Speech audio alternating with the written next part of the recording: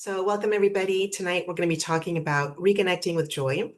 The reason why I wanted to do this is because I think that when we take on living a life on earth, we take on the density of living in a body and learning lessons for our soul's development and loss and death. And the idea that on top of all of that, we're taught to put our joy aside is something that is very sad to me, rather than having it as something that we are constantly creating so that life can be easier. So that's why I wanted to do this, especially for the new year.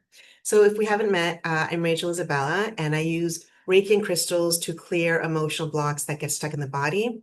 I do host several different workshops on Dragonfly, and I'll take a minute just at the end to tell you more about that. So tonight, I invite you to take off your armor for a little while, and we're going to create space to breathe. If you'd like to have like a blanket nearby or get some water, anything like that that makes you feel comfortable.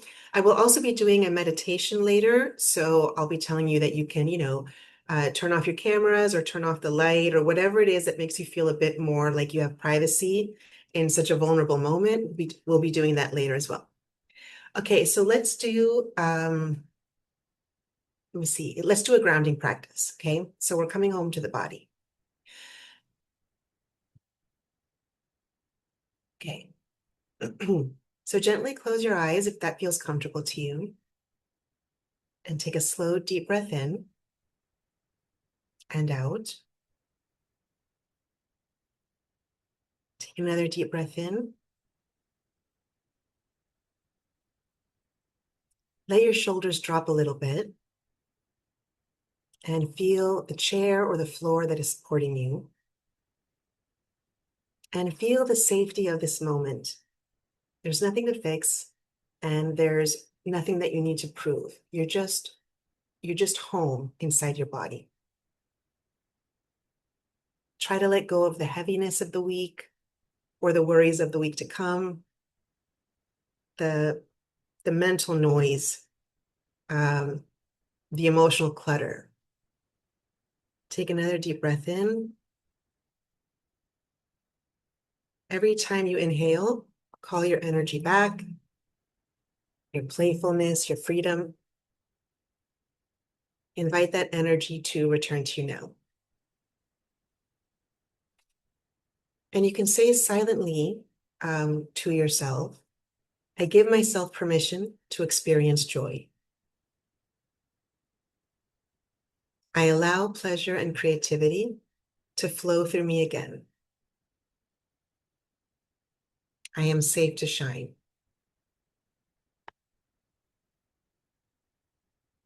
Take another deep breath in and out. And go ahead and open your eyes and come back. Okay, so I'd love for you actually to take a moment and think about this question.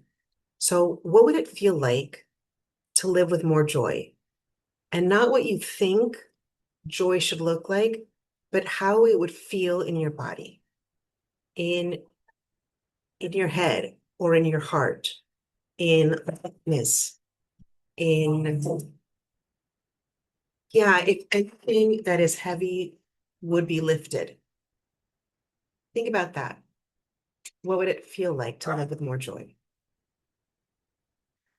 So before we can reclaim that, we have to understand something really important. And that is that most of us didn't lose our joy. We were taught to set it down. Okay. So as children, I think we all know that joy is natural. We do things because we enjoy them. We're not really thinking. If you're running around singing, it's because you love singing. You're not thinking, am I good at this? We draw because we drew because it felt good to draw. And what we played, obviously, we played because it felt good in, expressing who we are and exploring the world around us. But this is when subtle messages get through. So something that happened to me when I was, I think, 5 or 6 in, I guess, kindergarten, was that we were all taught to draw. We were all told to draw something. And let's say it was 25 kids. And then the teacher hung all of the drawings on like a clothing line.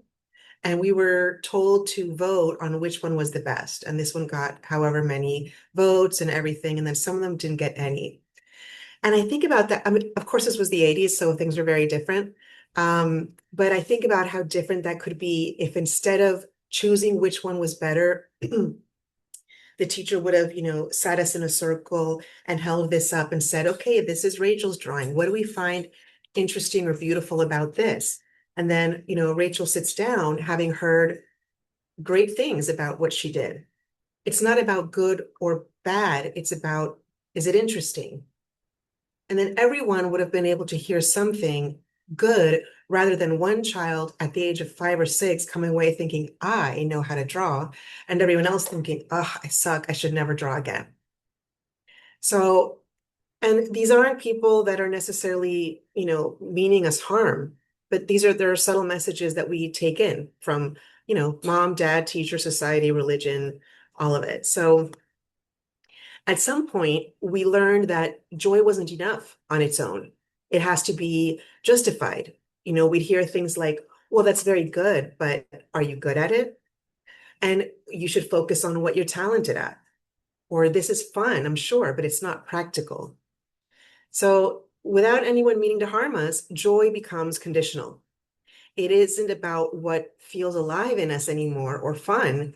It's about performance, approval, um, productivity. That's a big one. And outcome. What is the outcome? So for many of us growing up, joy was put aside when competition entered the picture. You stop playing for the sake of play, and you start measuring yourself. So rather than saying, do I enjoy this? It's, am I better at this than someone else? Is this worth doing if I'm not exceptional at it? And if we weren't the best at it, or if we weren't told, oh my God, you're so talented at this, you're so good, we often walk away. And it wasn't because we didn't love it. It was because it stopped feeling safe to enjoy something without being excellent at it. And that's where a lot of joy disappears. It isn't necessarily through trauma. It can just be by comparison. So I sing loudly around the house because I like it and it annoys my son, my teenage son. I used to be really good at singing when I was in high school because I was in the choir and we practiced every day. So my voice was good. Now it's not, but I still do it because it's joyful. It's joyful. And that's what I want to see just so many of you also get to do. What happens with comparison is that the inner child learns something that's very painful, which is my joy isn't important. It's more important to be productive, responsible, practical, to use my time wisely or whatever. So we adapt. We got quiet and we got smaller and we got more careful and we learned how to fit in rather than express ourselves. Fitting in became more important than expressing who we were. So the inner child, we know this, it never really disappeared. It's dormant, until we bring it out again. And there's nothing wrong with you if joy feels distant at this point in your life. It doesn't mean you're broken. It doesn't mean that you lost your spark, forever. It just means that your system learned how to survive in a world that valued performance over presence. Okay, so here's the good part. The good part is that as an adult, you get to unlearn all of those rules. This is one of the best things about being an adult, is the healing that happens when you can see, where the pain is and what you need to heal. This is fantastic. You get to do things because they feel good. I feel like I'm talking really fast. I should slow down. You get to do things not because you're good at them, not because they're productive, not because someone is watching, you know. Joy doesn't ask for excellence. Joy has never asked for excellence. It asks for presence. And when we give ourselves permission to play, something incredible happens. The joy wakes up again. And it can be awkward and it can be imperfect, but it wakes up again. So As we go into the guided meditation that I have for you, ask yourself, where did I stop doing things simply because I loved them? And there's no judgment in this question. There's just, there's curiosity. So where was it? Was it in a certain relationship? Was it after a certain incident where I was compared? Was it high school? Was it earlier? Was it in my marriage? Where did you stop doing things simply because you loved them?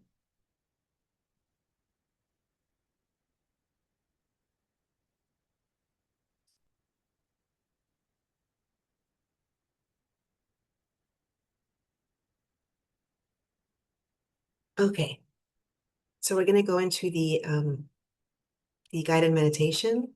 Like I said, if you'd like to turn off your light or your camera, whatever makes you feel more comfortable. I'm going to leave my camera on. If you want to see me, make sure that I'm still here. I'm going to be right here. So go ahead and find a comfortable position, whether it's sitting, lying down, whatever feels best for your body right now. Let your hands rest loosely in your lap or by your sides. Take a deep breath in through your nose and exhale through your mouth, releasing anything that doesn't belong in this moment. Take another deep breath in. With every breath, your body becomes softer and your mind becomes quieter. Your heart begins to open just a little bit more with each breath.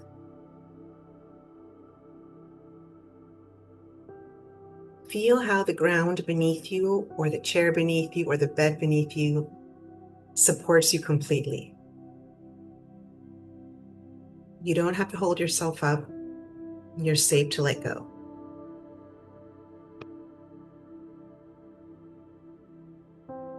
So, in your mind's eye, imagine a gentle light that begins to glow in the center of your chest.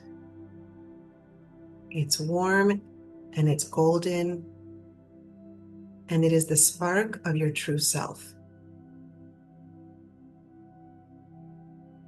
And as you focus on that light, imagine it expanding outward. It fills your chest, your arms, your belly, your legs, until your entire being is bathed in a soft, golden glow.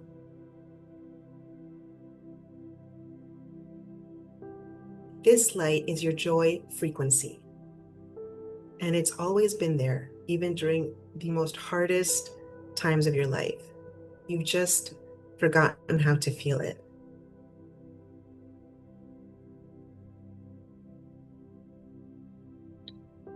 Now allow an image of your younger self to appear in front of you. It could be a clear picture, maybe just a sense, a feeling, maybe just a memory. See your inner child standing before you and notice the eyes, the posture, the energy. This is the version of you who knew how to play, how to laugh, and how to dream without any limits. This is pure joy in human form.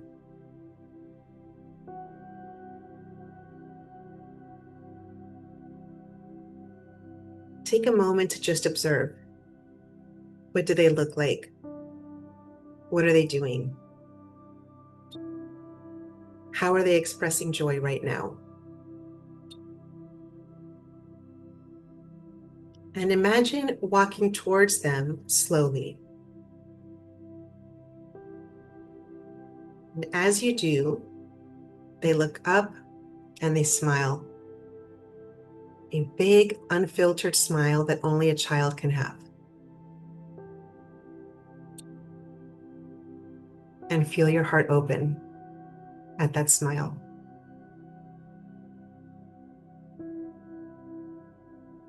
Let yourself receive this energy, the energy of this child, their playfulness, their freedom, their aliveness. Just breathe it in.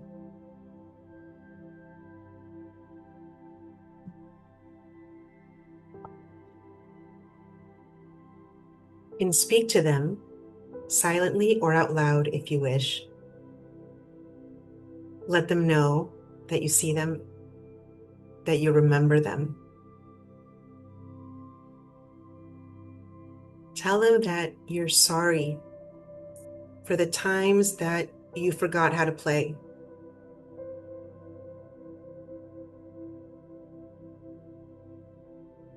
Tell them that you're sorry for the times that you silenced their laughter in order to survive.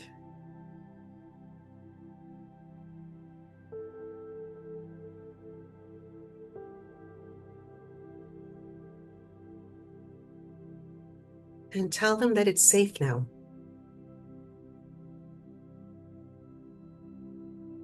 It's safe to be seen. It's safe to laugh. It's safe to create again.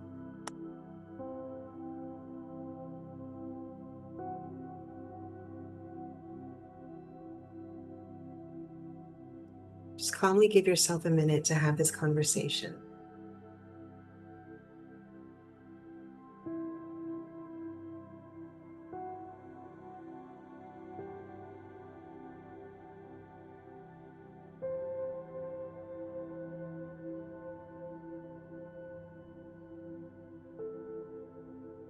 Now imagine them walking toward you and merging with your heart.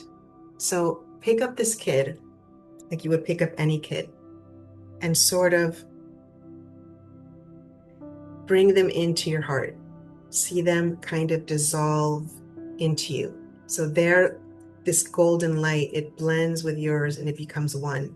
And you are now fully integrated with this inner child that you put down a long time ago. And what this does is it means that the wholeness returns and you and your joy are no longer separate.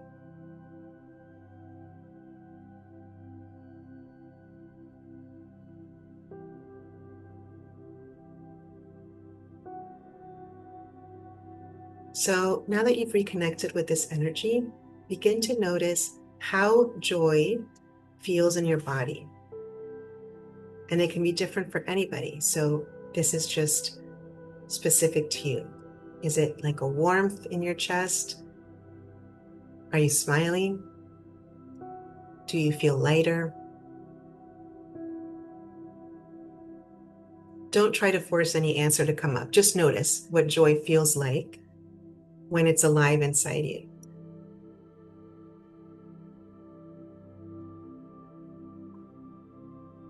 Maybe you even feel the urge to sway or to stretch or to move. So go ahead and let your body express this energy however it wants. This is how joy lives. It's movement and sensation and expression.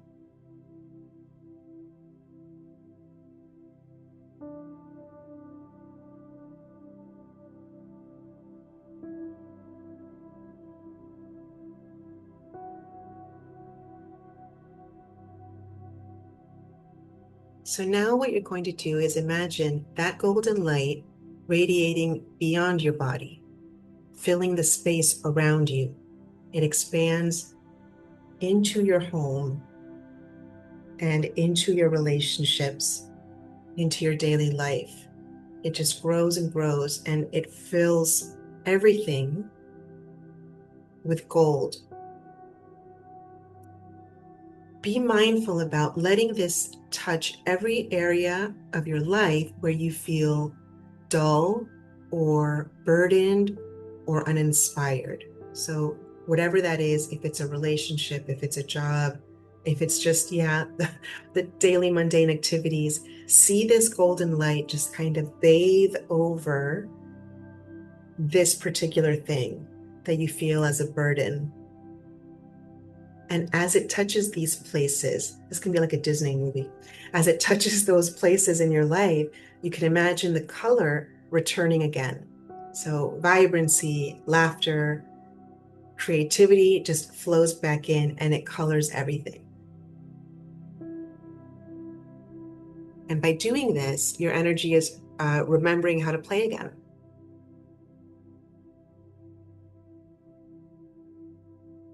So take another deep breath in and exhale.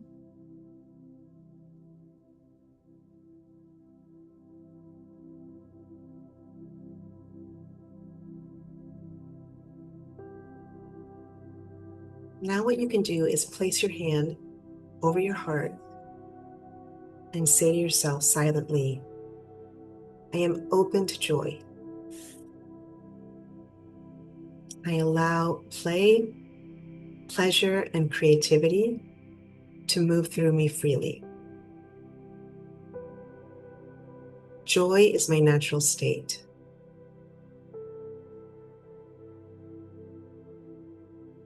Once again, we can say these to ourselves. I am open to joy. I allow play, pleasure, and creativity to move through me freely. Joy is my natural state.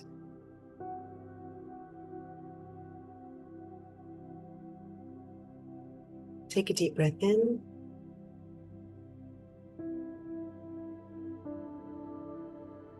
And whenever you're ready, very calmly, bring your awareness back into the room and open your eyes whenever you're ready.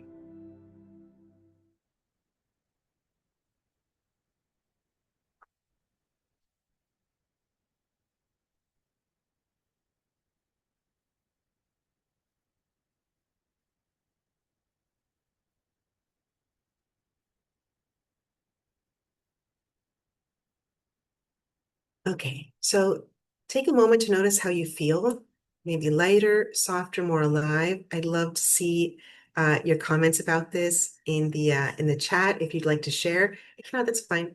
But if you'd like to share, that would be great to see what some of your reactions are. Um, there's really no right or wrong way to feel after reconnecting with joy. It's just about noticing what shifted. So if you'd like to share, go ahead and do that in the chat. And we will be doing a short journaling practice to help you anchor in all that came through.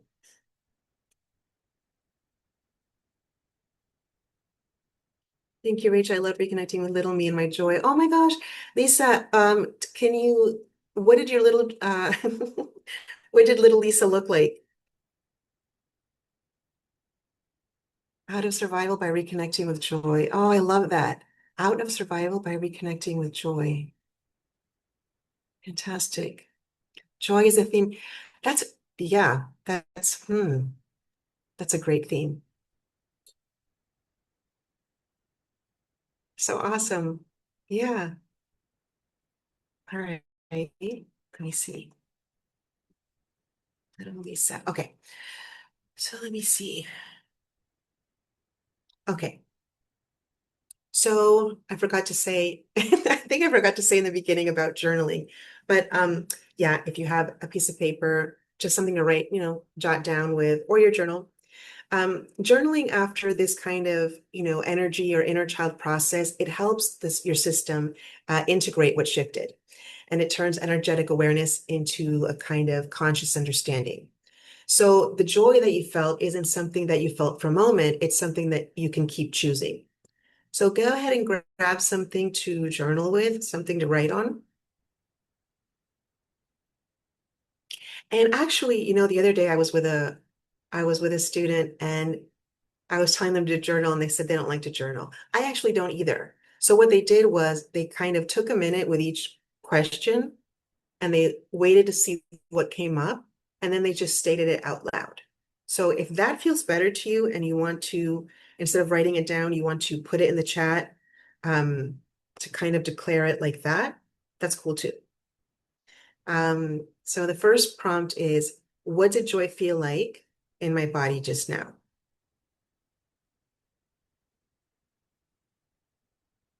What did joy feel like in my body just now? Little me had a big smile, a twinkle in her eye, and her arms were open to me and said, let's play. I love it. I love it. Okay. What did joy feel like in my body just now?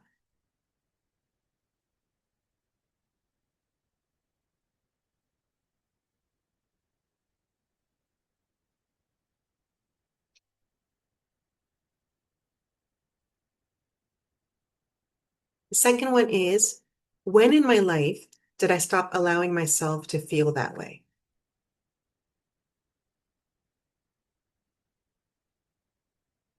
When in my life did I stop allowing myself to feel that way?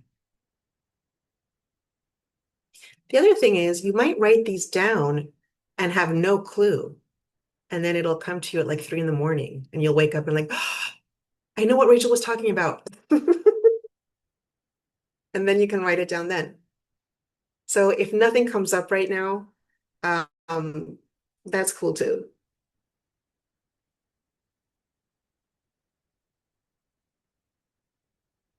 Number three is, what beliefs or stories have I carried about joy, play, or pleasure that no longer serve me?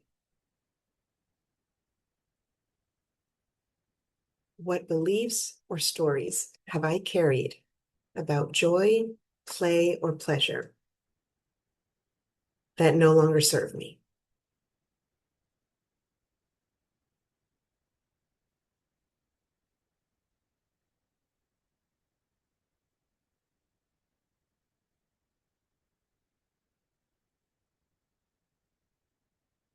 Number four is, what would it look like to give myself permission to experience joy freely again? What would it look like? Imagine maybe your daily life. What would change about it?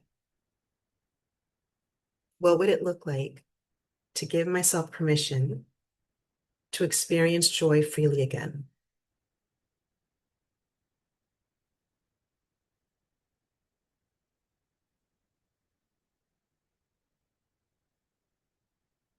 My joy always gets taken away. Can you identify why? Yeah, that one would be a question to ask, why or how your joy always gets taken away. Wow. The fifth one is, what small joyful things does my inner child wish I would do more often? What small joyful things does my inner child wish I would do more often? So full disclosure, I'm 48 years old and I watch the Muppets. And the Muppets from like the 1970s and 80s because I prefer the original voices. And like I would never let anyone judge that. I laugh at it because that's for the little girl in me. That's for the kid in me, is to watch the Muppets. So something like that. It's small. What kind of small thing, joyful thing does your inner child wish that you would do more often? It can be something as easy as watching the Muppets.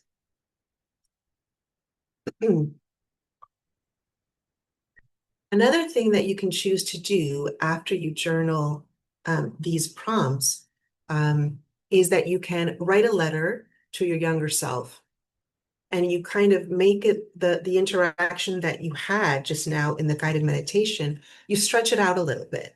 So you write this letter where you thank them for holding on to the joy, even when you forgot it was there. And you can ask them what you would like, what they would like you to do more of, and just sit with that and see what comes up. And then you can also write that down.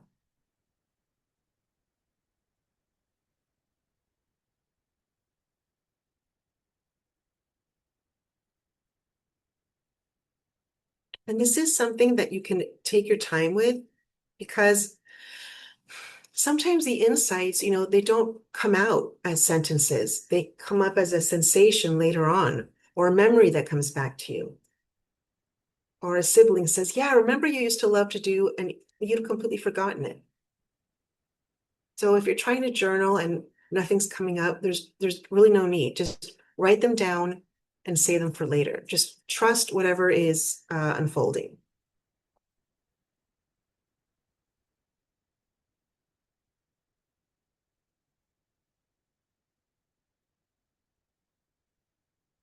So, so let me know if anyone would like to share. If you'd love to share something that you journaled, that you wrote down, um, something that surprised you or that simply reminded you of what joy feels like. Um, yeah, let us know in the chat if you'd like to share something that happened.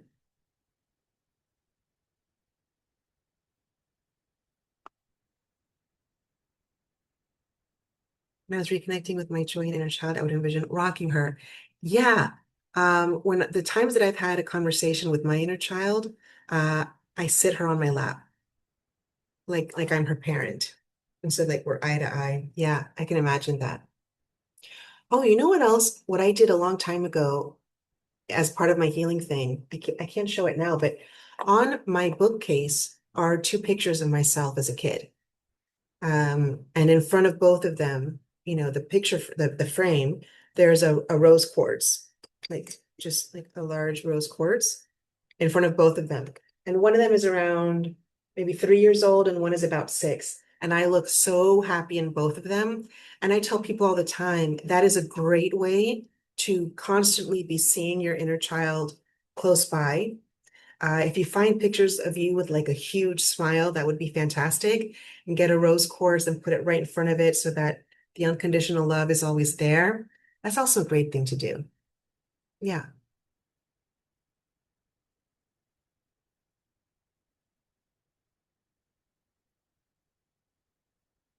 Little me and big me love to dance, and that is what we did during the meditation.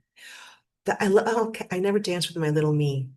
I love that. Can you tell us the song? Was it like a song from when you were a kid? Love to It dance. That's so fantastic. Hi, Lisa. Nice to meet you. Hi. It wasn't I couldn't hear the music. It was just Okay. us dancing. She had on a dress that I wore during this little square dancing thing that I did when I Yeah. was about 4. And I could picture the dress and I could see the hair and the smile and she just opened her arms and said, "Come on, let's do this." Um, Yeah. so it was probably fiddle music, but there was no music playing at the time. But yeah, Yeah, based on the dress that you described, it could have very well have been fiddle music. But yes, that's fantastic. yes. That's so great. And so you joined in. Yes. And dance Love this it. past year has been, I've had a health challenge, as you might be aware of. And one of the things that I did as part of to continue to find joy and things that were in my control, which was I can create my own joy. And that was to dance every day, even if it was for like 3 minutes. So, Yeah, and that has really helped me. So it's really interesting that my little me showed up saying, "Let's dance." So thank you for I that, love that. Rachel. Yeah, absolutely. Thank you so much for sharing. Thanks so much for sharing. Wonderful to meet you, Lisa. You as well. Wow. Love it. All right. Anyone else? Otherwise, I can just close. If Um, anyone else would like to share. Yeah. yeah, just building on what Lisa said, that urge to dance is just it's so interesting when you start, looking into kind of like Chinese medicine and movement and stuff, and our system, like movement and hands, like I read the other day, if you hold your arms above your head, it increases Okay. your testosterone and confidence. And so you think about the dancing movements and you think about how, across all the different cultures we've danced. And it's true, like it's really hard to dance and not have joy. Hmm. And, It is.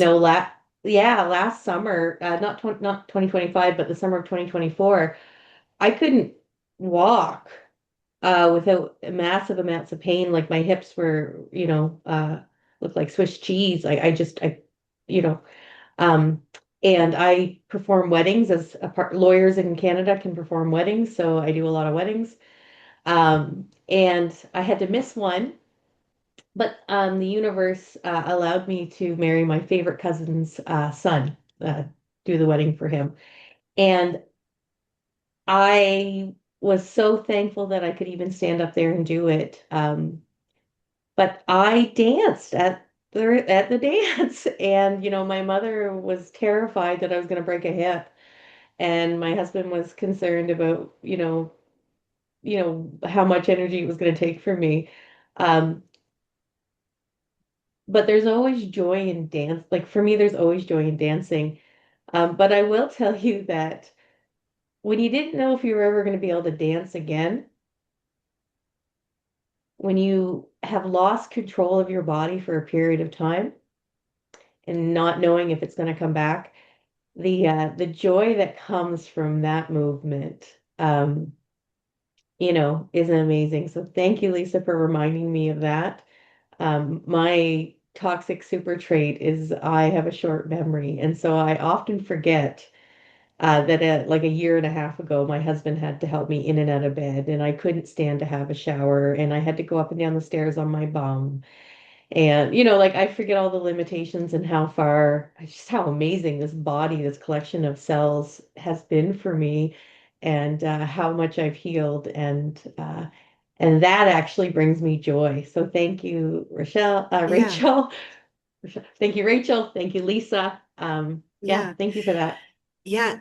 Well, the other thing is that like singing or like drawing, dancing is something that if you have it naturally in you, you're probably told you should be a dancer, you should be in cheerleading, you should be, people. But I'm not a good dancer. But that's okay. In my kitchen, it's fine. So the same way to look at drawing or singing or anything that we want to do without the am I good at it? Is it productive? Is it whatever? Um, yeah, just for the joy. There's no one judging. Yeah. All right. If no one else would like to share, let me see. Okay, so this is what you can do. You have the things to journal on and the letter that you can write to your younger self. As you move through the next few days, notice where your body feels open. Notice where it feels playful and creative. Um, I have one student that has a blank notebook and like a drawing notebook, and she uses crayons and she uses like anything that she has close by, and she doesn't judge it.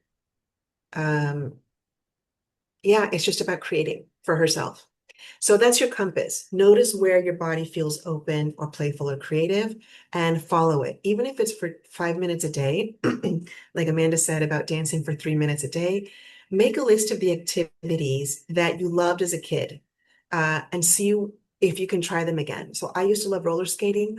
I bought roller skates. I fell on my ass. I got scared and I put them away. And my son keeps telling me, you need to put them on again. I'll help you. You can hold my hand. So I need to get back to roller skating because yeah, I can't I can't stay with that fear.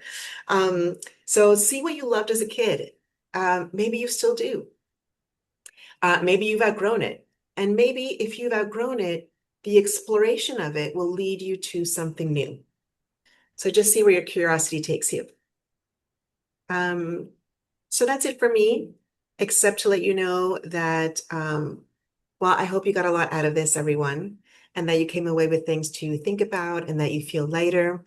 And the things that I do offer on Dragonfly are workshops that have to do with things like fatherless daughters, forgiveness, energetic cord cutting, recognizing your emotional blocks, uh, energy protection, and I think the fear of being seen, which can lead to a lot of self-sabotage and things like that. I don't offer all of them every month, but the calendar is up. And so if I don't offer something this month, I will probably offer it next month. So those are the things that I love to teach about. Thank you so much. This will help me. I'm so glad to hear that this helped you. Yeah. And sorry, are you still offering the Mystic Misfits or Spiritual Misfits? The Sacred Misfits? Yeah. Sacred Misfits. Yeah. So Yeah. just so everybody knows what that is, I in talking with the different practitioners, Yay. we always encourage people to create what kind of they needed in the, earlier on in their journey.